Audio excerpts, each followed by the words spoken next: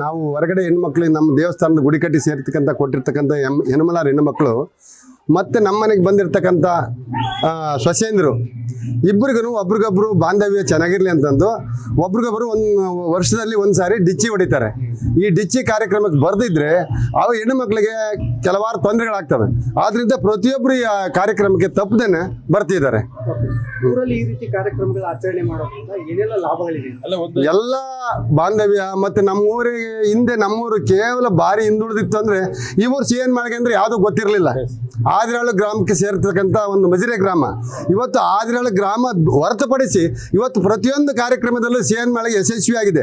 ಅಂದರೆ ವಿದ್ಯಾವಂತಿಕೆ ಆಗಲಿ, ಅಫಿಷಿಯಲ್ ರೂಟ್ನಲ್ಲಾಗಲಿ, ಪ್ರತಿಯೊಂದರಲ್ಲೂ ಇವತ್ತು ಆರ್ಥಿಕ ಮುಗ್ಗಟ್ಟಿಲ್ದಲೇ ಭಾಳ ಚೆನ್ನಾಗಿ ಸ್ವಾಮಿ ನಮ್ಮನ್ನೆಲ್ಲರನ್ನು ಕಾಪಾಡ್ಕೆ ಬಂದಾನೆ.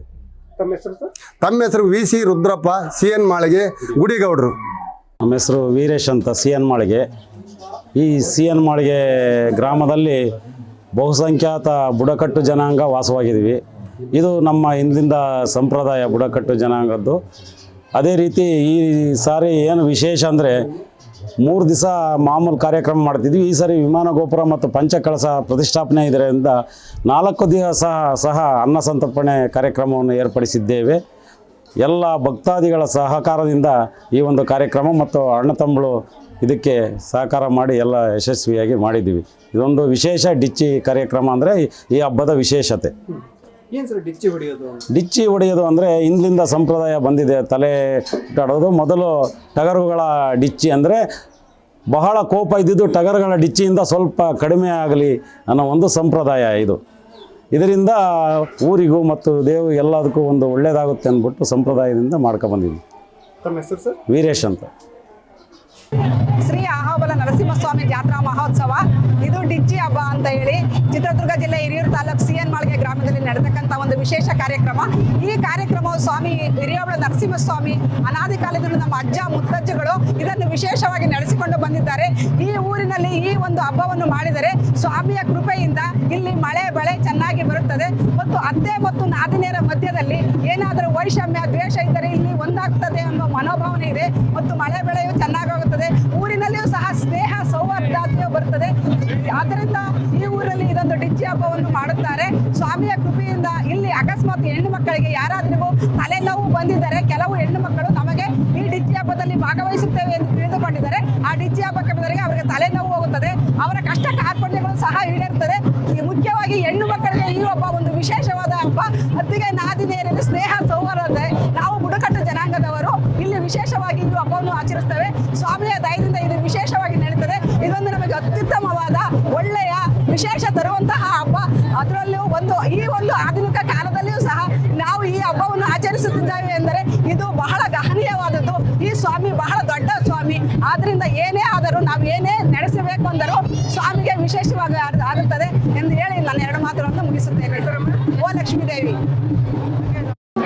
ತಾತ ಮುತ್ತಾತ ಕಾಲದಿಂದಲೂ ನಡೆಸಿಕೊಂಡು ಬಂದಿರೋಂಥ ಈ ಕಾರ್ತಿಕ ಮಹೋತ್ಸವ ಡಿಸೆಂಬರ್ ತಿಂಗಳಲ್ಲಿ ಆಗಬೇಕಿತ್ತು.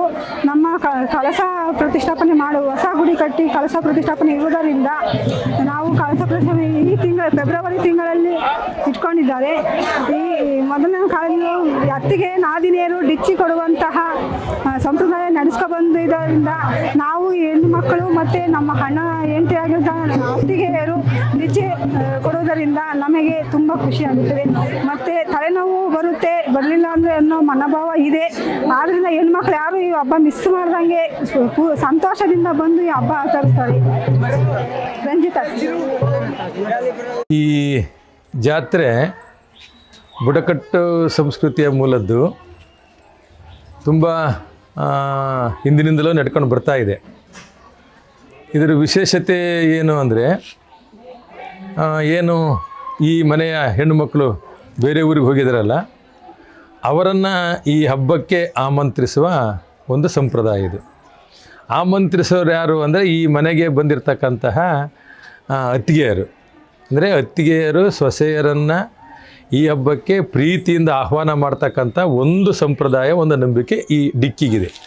ಹಾಗಾಗಿ ಈ ಡಿಕ್ಕಿ ಹಬ್ಬ ಇದು ಒಂದು ವಿಶ್ವಾಸದ, ಒಂದು ಪ್ರೀತಿ ಸಂಬಂಧದ ಸಂಕೇತ. ಈಗ ಸಹಜವಾಗಿ ಜೆಂಟ್ಸ್ಗಳು ಈ ರೀತಿ ವಿಶ್ವಾಸ ಮಾಡಬೇಕಾದಾಗ ಹೇಗೆ ಥ್ಯಾಂಕ್ಸ್ ಕೊಡ್ತಾರೆ, ಹಾಗೆ ಹೆಣ್ಮಕ್ಳು ಒಬ್ಬರೊಬ್ಬರ ತಲೆಯನ್ನು ಈಗ ನಿಧಾನಕ್ಕೆ ದೇವರ ಸಮ್ಮುಖದಲ್ಲಿ ಆ ಡಿಕ್ಕಿ ಅಂತ ಏನು ಕರಿತಾವಲ್ಲ ಹಂಗೆ ಒಬ್ಬರ ತಲೆಯನ್ನೊಬ್ಬರು ಟಚ್ ಮಾಡ್ಕೊಳ್ಳೋದ್ರ ಮೂಲಕ ತಮ್ಮ ಪ್ರೀತಿ ವಿಶ್ವಾಸವನ್ನು ತೋರಿಸ್ತಾರೆ. ಇದು ಮೂಲತಃ ತವರು ಮನೆಯ ಪ್ರೀತಿ. ಹಾಗಾಗಿ ಈ ಹಬ್ಬಕ್ಕೆ ಬರ್ತಕ್ಕಂಥ ಎಲ್ಲ ಹೆಣ್ಣುಮಕ್ಕಳು ತುಂಬ ಖುಷಿಯಿಂದ, ತುಂಬ ನಗ್ತಾ, ಆ ಸಂಭ್ರಮ ಸಂತೋಷದ ಸಂಕೇತವಾಗಿ ಈ ಹಬ್ಬಕ್ಕೆ ಬಂದು ಅದನ್ನು ಒಂದು ಹರಕೆಯ ರೀತಿಯಲ್ಲಿ ಸಲ್ಲಿಸಿ ಹೋಗ್ತಾರೆ. ಹಾಗಾಗಿ ಈ ಹಬ್ಬಕ್ಕೆ ಇಂಥದ್ದೊಂದು ಹಿನ್ನೆಲೆ ಇದೆ. ಮೂಲತಃ ಇದು ಬುಡಕಟ್ಟು ಸಂಸ್ಕೃತಿಯನ್ನು ಬಿಂಬಿಸುವ ಹಬ್ಬ ಇದು. ಈ ಹಬ್ಬವನ್ನು ಆಚರಣೆ ಮಾಡೋದ್ರಿಂದ ಆಗ್ತಕ್ಕಂಥ ಲಾಭಗಳು ಸರ್? ಇದು ಅವ್ರು ಹೇಳ್ತಾರೆ, ಹೆಣ್ಣುಮಕ್ಳು ಹರಕೆಯನ್ನು ಹಬ್ಕೊಳ್ತಾರೆ. ಏನು ಆಚರಣೆಗಳಂದರೆ ಹೆಣ್ಣುಮಕ್ಕಳ ಸಂಬಂಧಗಳು ಚೆನ್ನಾಗಿ ಬೆಳೀತವೆ ಅಂತ. ಸಹಜವಾಗಿಯೇ ಇವತ್ತು ಹೆಣ್ಣುಮಕ್ಕಳ ಮಧ್ಯೆ ಹೆಣ್ಣುಮಕ್ಕಳ ಮಧ್ಯೆ ಒಂದಷ್ಟು ವೈಷಮ್ಯ ಅಂತವೆಲ್ಲ ಅಂಥದ್ದಿರಲ್ಲಿದು. ಈ ಹಬ್ಬದ ಬಹಳ ಒಳ್ಳೆಯ ಪ್ರಯೋಜನ ಏನಪ್ಪ ಅಂದರೆ ಹೆಣ್ಣು ಮಕ್ಕಳ ಸಂಬಂಧಗಳು ಹೆಚ್ಚು ಗಟ್ಟಿ ಆಗ್ತವೆ. ವರ್ಷದಿಂದ ವರ್ಷಕ್ಕೆ ಗಟ್ಟಿ ಆಗ್ತವೆ. ತವ್ರ ಮನೆ ಪ್ರೀತಿ ಹೆಚ್ಚಾಗ್ತದೆ. ತಮ್ಮ ಈ ಮನೆಗೆ ಬರ್ತಕ್ಕಂಥ ನಾದಿನಿಯರ ಮೇಲಿನ ಅತ್ತಿಗೆ ಪ್ರೀತಿ ಹೆಚ್ಚಾಗ್ತದೆ. ಹಾಗಾಗಿ ಹೆಂಗಸರ ಮಧ್ಯೆ ಅಥವಾ ಮಹಿಳೆಯರ ಮಧ್ಯೆ ಒಂದು ಬಾಂಧವ್ಯವನ್ನು ಬೆಸೆತಕ್ಕಂಥ ಹಬ್ಬ ಇದು.